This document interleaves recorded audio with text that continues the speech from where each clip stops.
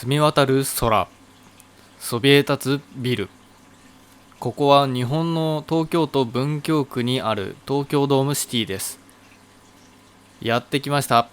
ネイチャーアクアリウムエクスヒビション2021東京。ネイチャーアクアリウムの奇跡、自然の創造に挑む天野さんと5人の推計クリエイター。ということで早速行ってみましょう。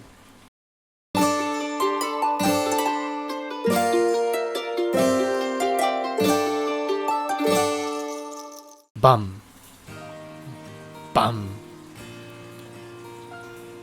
ババババンババンからの天野さん。このチャンネルを見ている方のほとんどは家でアクアリウムをやっている方だと思います。そんなアクアリウムの界隈ではあまり聞きなじみのないメーカーがあります。 ADA って言います。エイダって何ですか？バイオハザードシリーズのエイダ1ですか？そう思った方も多いと思います。日ソやテトラと一緒で単なるアクアリウム用品のメーカーの一つです。アクアデザインアマノ、略して ADA と言います。 ADA は水槽、ライト、フィルター、ソイルなどアクアリウムにとって必要な機材すべてトップクラスのクオリティで製造している有料アクアリウムメーカーです。またアクアリウム業界にネイチャーアクアリウムを広めた写真家の天野隆さんが創設した会社です。ネイチャーアクアリウムとは自然と生態系の再現をテーマに水槽を作ることを言います。今日はそんな ADA が主催する展示会ネイチャーアクアリウムエクスヒビション2021にやってきました。館内では写真家である天野さんが撮影した写真や天野さんの下で一緒にネイチャーアクアリウムを制作してきた推計クリエイターたちの作品が展示してあります。写真だけではなく実際の水槽もあります。ここでたくさんのソーラー RGB を使った水槽がありました。僕なりの視点で水槽を見てきて水草育成に必要なライトのスペックなどを考察しておりますので、ぜひ最後まで見ていってください。このチャンネルではアクアリウムに役立つコスパのいい製品を紹介しています。グッドボタン、チャンネル登録よろしくお願いします。Twitter や Instagram、Facebook やっています。公式 LINE アットでは個別で製品に関して相談も受けております。こちらも合わせて友達登録よろしくお願いします。展示物には実際に天野さんが使っていたカメラもありました。そして大きく印刷された水槽の展示です。こんだけ大きく印刷されても画質が衰えていない素晴らしい解像感です。館内の写真エリアはだいたいこんな感じです。ずいぶん昔に撮られた写真なのにカメラの偉大なパワーを感じました。天野さんはこんなマシンを片手に持っていたかどうかは知りませんが、いろいろな場所に行ったんでしょうね。Windows の画面みたいな綺麗な写真もありました。とても綺麗な写真です。色の鮮やかさ、ポスターサイズの解像感には圧倒されました。そして先に進むと今回の目玉展示が現れました。ででーん、でかいネイチャータワー360度です。名前の通り360度どこから見ても美しい植物と水生生物を観察できる豪華な展示になります。熱帯雲霧林再現の試みということで ADA 推計クリエイターが総力を結集しネイチャーアクアリウムを原点とした新たなスタイルに挑んだのが今回特別展示となるネイチャータワー360です。世界の熱帯雨林を8つのエリアに分け、それぞれの水辺流域を水上から水中まで感性豊かに表現しています。霧が流れ落ちた熱帯植物が生い茂る様子は自然にあふれ、熱帯雲霧林さながらの眺めを楽しめます。熱帯雲霧林という言葉を初めて知りました。それにどれがどの地域だか僕には全く分かりません。住んでいる生態も違うようです。これを見て思いました。どうやって撤収するんだろう。実は今日が最終日、千秋楽ってやつです。このイベントが終わればこの部屋はすべて次の会社の展示に変わります。なので撤収作業があります。絶対大変だよな。これどうやって外すんだろう。これパネルかな。そんなことを思いながら動画を撮っていると、後ろの方にいた ADA の社員さんと一般の方が会話をしていて、同じような話をしていました。今日撤収して新潟まで帰るんですが、1日で終わらすんで大変ですっていう話をしていました。そりゃそうですよね。僕が社員だったらもう絶望しています。この景色を見ながら残りわずかな時間、現実逃避させます。この景色は辛いことも忘れさせてくれます。緑に生い茂った作品になっています。環境には優しいけど社員さんには優しくないネイチャータワー360です。僕が大金持ちだったら最終日にこれごと買い取ります。ごと一式買い取って玄関に置きます。一体いくらで買えるんでしょう。見てください。ソーラー RGB のオンパレードです。1台8万円が16台ぶら下がっています。これだけで120万円。そして大型の特注の水槽です。ソーラー RGB とスポットライトを一緒に照らして水の揺らぎを再現しています。あれだけの高さにソーラー RGB を吊り下げて照らしても、さすがに水中までは多くの光は届いていないようです。陰性水草を維持するぐらいでちょうどいい。上の方を見ると赤系の水草があしらってあります。赤い草は強い光が必要なんでしょうか。水槽の中で真っ赤なロタラは見えませんでしたが、やはりあれだけ高く吊り下げると水中の中では難しいようです。ですがシダやモスにとっては適量で、しっかりきれいに育っていました。こちらはパルダリウムです。カビが一切生えていません。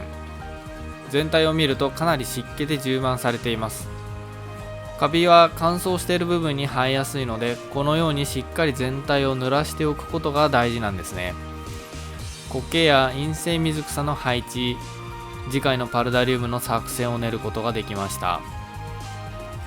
光は背面と天井に何かの照明が仕込まれているようです。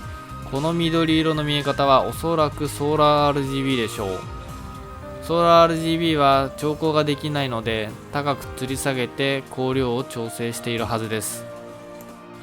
こちらはビートルカウンターでしたっけ。くるくる回るやつです。すでに廃盤になっていて、中古品でも1万円以上します。泡の細かさはさすがのパレングラスビートルです。これもお高いです。1万円します。120センチ水槽でこれだけの添加量が必要なんですね。ただこれはディフューザーの泡の細かさに依存します。このくらいの泡の細かさですと、この程度が添加必要なようです。水草がたくさんあります。魚が少ししか入っていないので苔の管理が楽そうです。ライトは ADA ソーラー RGB です。1灯で約3500ルーメン程度だと言われています。2灯で7000ルーメンくらいです。120センチ水槽でこれだけ上に吊り下げてもなおこの維持ができるということがわかります。水草の中には赤い種類のものもあります。他の水槽も紹介させていただきます。笹岩、岩礁帯で見られる縦岩や洞窟をイメージして制作した水形です。石の質感や形状を見極め、2つの石が寄り添うようにしっかりと1つに組み、遠近感が生まれるように3群に分けて配積しました。水草が生え揃った中で石が互いに寄りかかり支え合っている様子には安定感があり、この水形ならではの表現ができています。そんな石の合間をそっそうと泳ぐ魚たちも心地よさそうに見えます。グリーンヘブン、暗闇の中無数のきらめく光を追っていくと、そこには浮遊感のある幻想的な水中の森が広がっていました。そんなストーリーを思い描いて制作した水形です。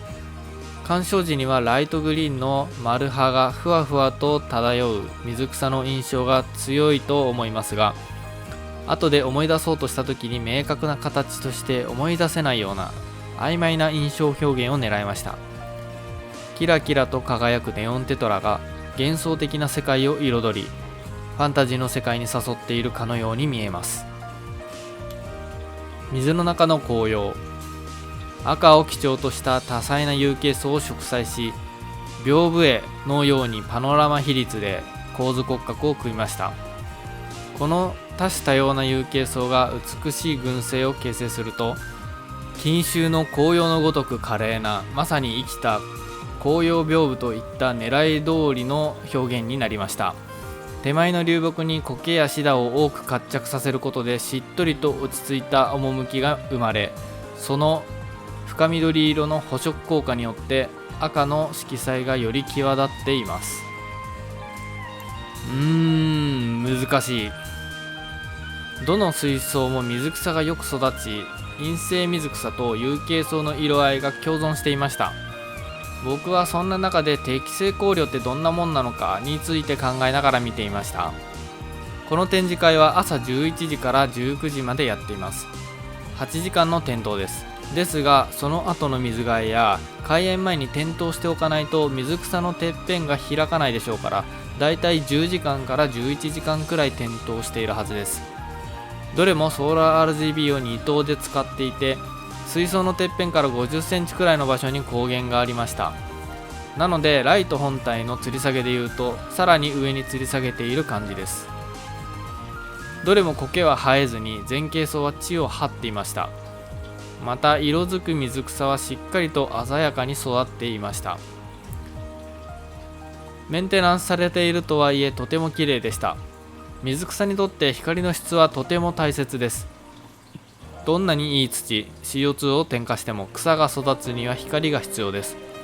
光が強すぎると草を傷め成長を鈍らし、弱すぎると草は縦に上へ上へと光を求めてだらしなく伸びていきます。展示会の水槽はどれも美しく育っていました。光量も適正なんだと思います。僕は最近の LED ライトはパワーが強すぎると思っています。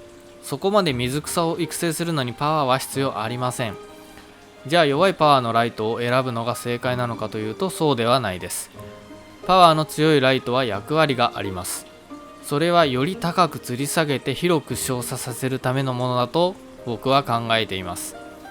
ですのでパワーの強いライトは広い照射面を持った大きな幅広のライトであることで意味をなします。